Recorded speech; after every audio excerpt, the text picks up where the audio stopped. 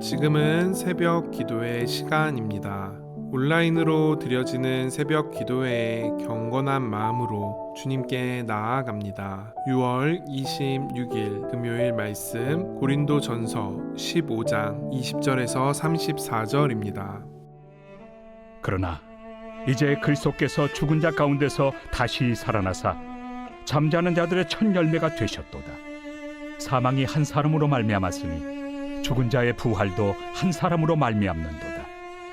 아담 안에서 모든 사람이 죽은 것 같이 그리스도 안에서 모든 사람이 삶을 얻으리라. 그러나 각각 자기 차례대로 되리니 먼저는 첫 열매인 그리스도요, 다음에는 그가 강림하실 때 그리스도에게 속한 자요, 그 후에는 마지막이니 그가 모든 통치와 모든 권세와 능력을 멸하시고 나라를 아버지 하나님께 바칠 때라. 그가 모든 원수를 그 발 아래 둘 때까지 반드시 왕 노릇하시리니 맨 나중에 멸망받을 원수는 사망이니라. 만물을 그의 발 아래 두셨다 하셨으니 만물을 아래 둔다 말씀하실 때 만물을 그의 아래 두신 이가 그 중에 들지 아니한 것이 분명하도다. 만물을 그에게 복종하게 하실 때에는 아들 자신도 그때 만물을 자기에게 복종하게 하신 이에게 복종하게 되리니 이는 하나님이 만유의 주로서 만유 안에 계시려 하심이라. 만일 죽은 자들이 도무지 다시 살아나지 못하면 죽은 자들을 위하여 세례를 받는 자들이 무엇을 하겠느냐? 어찌하여 그들을 위하여 세례를 받느냐? 또 어찌하여 우리가 언제나 위험을 무릅쓰리요? 형제들아, 내가 그리스도 예수 우리 주 안에서 가진 바 너희에 대한 나의 자랑을 두고 단언하노니 나는 날마다 죽노라. 내가 사람의 방법으로 에베소에서 맹수와 더불어 싸웠다면 내게 무슨 유익이 있으리요? 죽은 자가 다시 살아나지 못한다면 내일 죽을 터이니 먹고 마시자 하리라. 속지 말라. 악한 동무들은 선한 행실을 더럽히나니 깨어 의를 행하고 죄를 짓지 말라.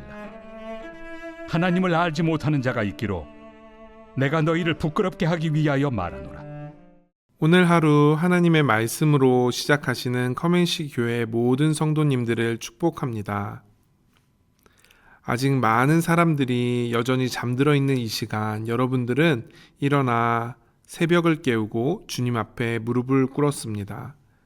이것이 믿음의 삶의 모습이겠지요.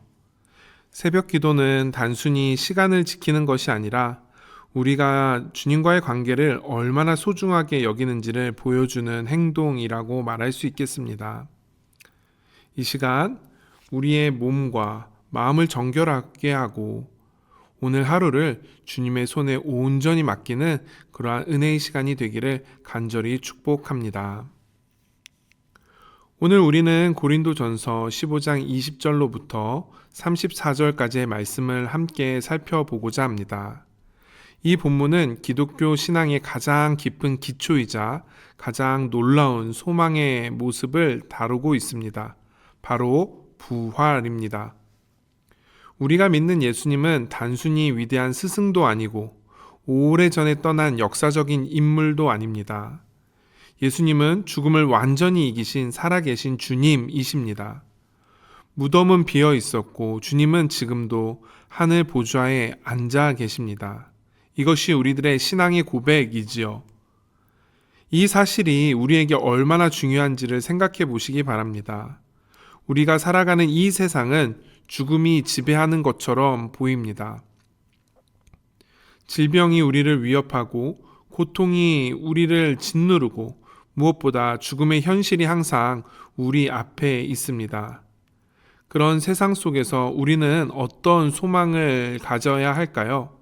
어떤 신앙으로 살아야 할까요? 오늘 성경의 말씀은 부활의 소망으로 살아가라 라고 가르치고 있는 것 같습니다. 부활의 소망은 곧 부활하신 그리스도를 믿는 신앙이지요.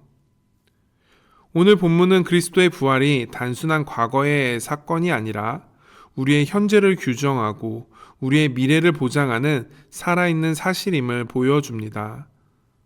또한 이 부활 신앙이 우리의 삶을 어떻게 근본적으로 바꾸어야 하는지를 우리에게 촉구하고 있습니다. 우리가 죽음을 이기신 그리스도를 따른다면 우리의 삶도 죽음을 초월하는 삶이 되어야 합니다.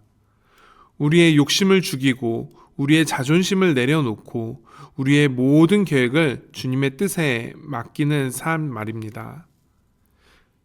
바라기는 새벽의 이 시간, 어둠 속에서 우리는 더욱 분명하게 부활의 빛을 바라볼 수 있기를 간절히 소망합니다. 오늘 말씀을 통해 우리의 영혼이 깨어나고 부활하신 주님의 능력이 우리의 삶을 변화시키기를 간절히 소망합니다. 함께 말씀을 살펴보겠습니다. 우리가 먼저 생각해 볼 것은 그리스도는 죽은 자 가운데서 첫 열매가 되셨다라는 사실입니다. 고린도전서 15장 20절은 이렇게 말을 하고 있습니다. 그러나 이제 그리스도는 죽은 자 가운데서 부활하사 잠자는 자들의 첫 열매가 되셨다.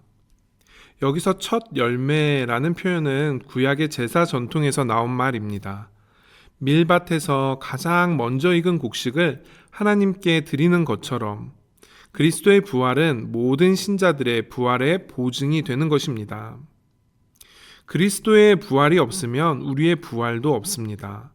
하나님이 자신의 아들 예수님을 죽음에서 일으키신 것처럼 우리도 반드시 일으키시겠다라는 약속의 말씀입니다. 이는 우연이 아니라 하나님의 계획 속에 있는 구원의 질서입니다. 그래서 개혁주의 신학은 이를 하나님의 섭리라고 봅니다. 하나님은 모든 것을 아시고 계획하시며 그 계획을 완벽하게 이루어 가십니다. 우리가 새벽에 깨어나 예수님을 생각할 때 우리는 죽음을 이기신 분을 만나게 됩니다.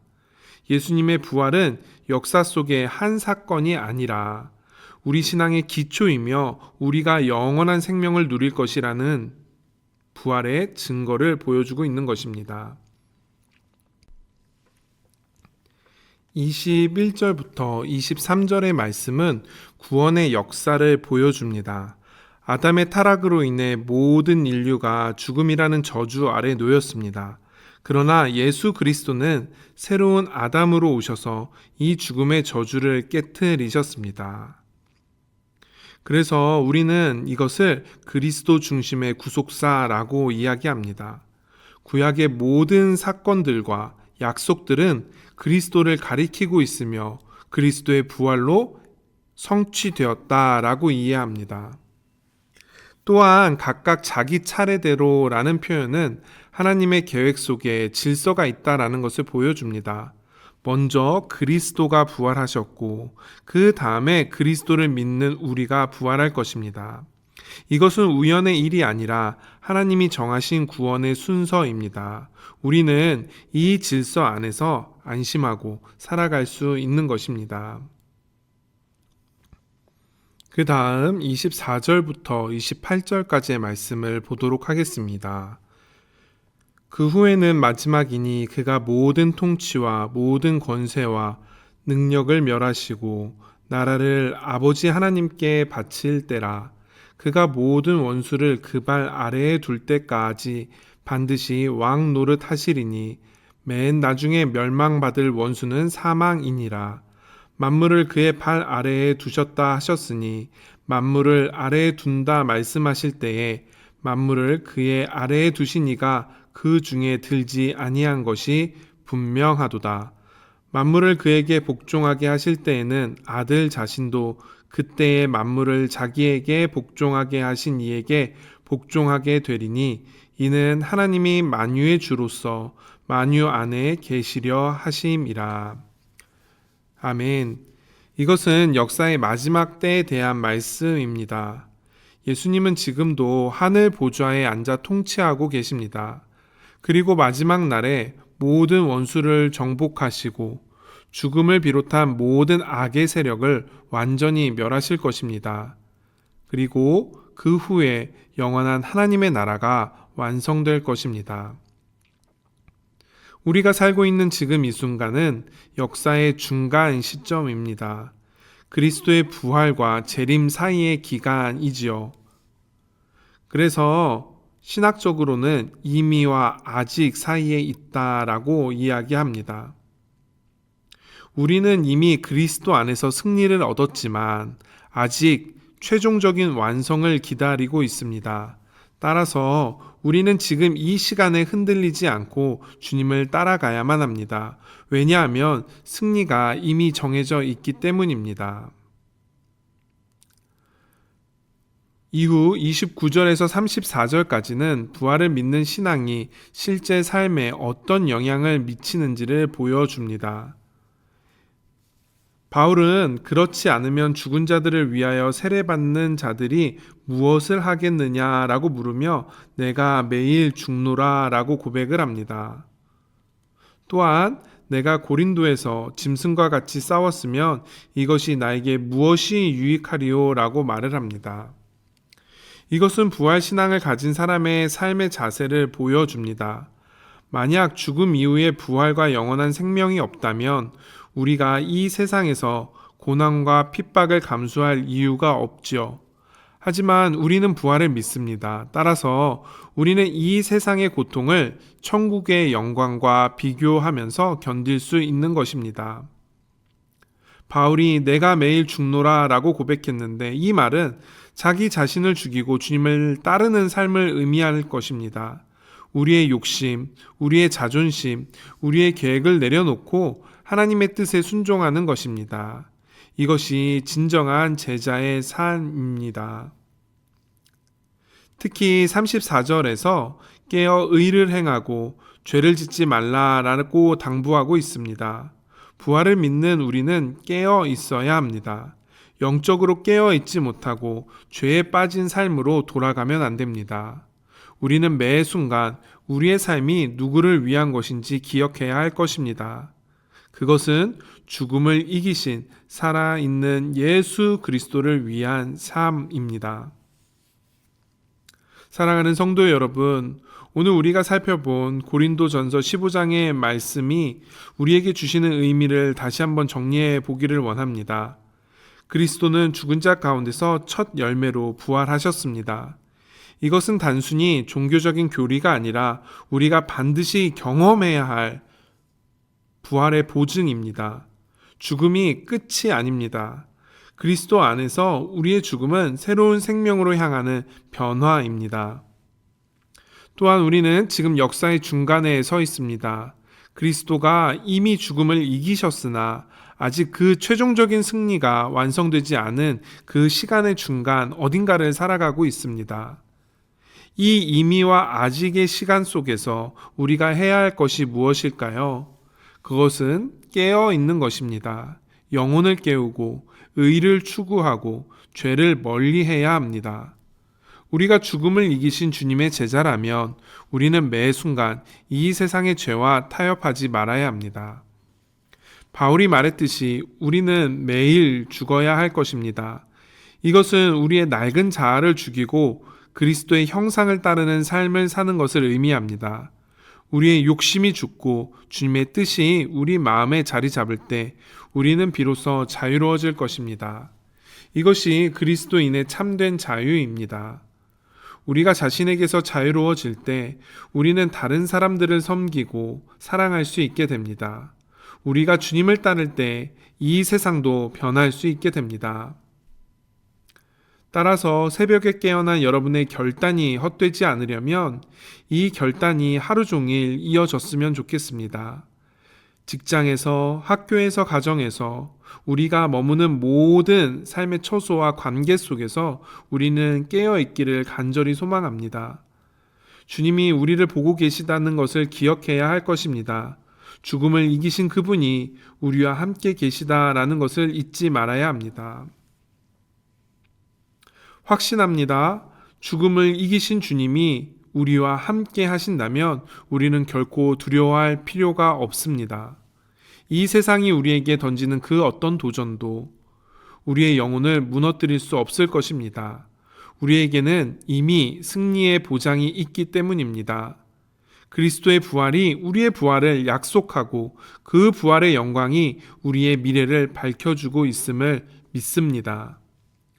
오늘 하루, 아니 이 한순간 한순간 주님을 따르는 깨어있는 성도가 되시기를 간절히 소망합니다. 새벽 기도의 은혜가 우리의 영혼을 지키고 주님의 사랑이 우리의 마음을 감싸고 부활의 소망이 우리의 모든 발걸음을 인도하기를 간절히 축복합니다. 다 함께 기도하겠습니다. 사랑의 아버지 하나님, 이 새벽의 시간에 우리를 깨워주셔서 감사합니다. 하나님과의 만남이 소중하여 이 자리를 사모하여 주님께 나온 우리 성도들의 깊은 마음을 주님 기억하여 주시고 하늘의 놀라운 은혜로 함께하여 주시옵소서. 이 시간 죽음을 이기신 예수 그리스도의 부활을 생각하며 우리의 영혼이 말씀 위에 굳게 서기를 간절히 기도합니다. 우리가 부활의 소망 안에서 이 땅의 고난을 견디게 하시고 매 순간 그리스도를 따르는 깨어있는 삶을 살게 하여 주시옵소서. 그리하여 죄를 멀리하고 의를 추구하는 거룩한 성도가 되게 하여 주시옵소서. 감사를 드리며 이 모든 말씀 예수 그리스도의 이름으로 간절히 기도하옵나이다. 아멘. 이 시간 우리에게 주신 기도의 제목들을 붙잡고 기도의 자리로 나아가도록 하겠습니다. 기도하겠습니다.